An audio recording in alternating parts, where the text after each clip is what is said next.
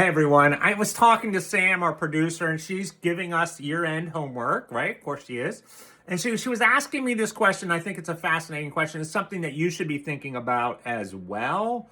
Is what are your takeaways for 2025? Like, what are the things that you're taking away and bringing into 2026 to be a better leader, to be a better HR? And so when she asked this question, I thought to myself, all right, I'm going to focus on the leadership. I'll have Chuck focus on the HR part, but I want to focus on the leader thing.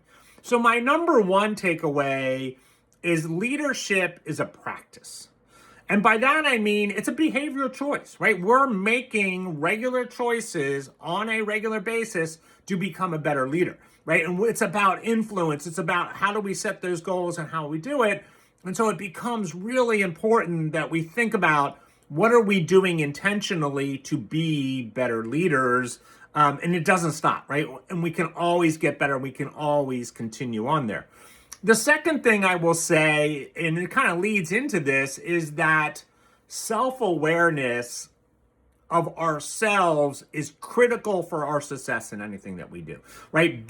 Understanding what we bring to the table. And I always say this, is when we think about self-awareness, we're thinking about what do I do really well, right? And asking people around us so we can understand their perspective, like what do I do really well? And then also, what don't I do really well? And then how do I use my strengths to overcome my weaknesses?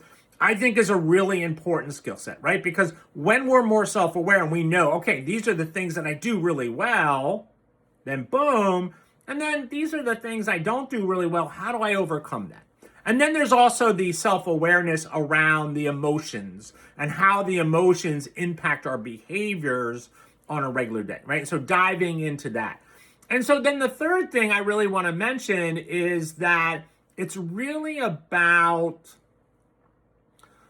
how do we as a group, how do we as coworkers move forward, right? And I've been really thinking about how do we interact together, and I've been focusing on the advantage point, right? What is our advantage point? How do we see the world, and how does that influence our decisions on a regular basis? And so thinking about self-awareness, thinking about these middle managers, and really pulling that there.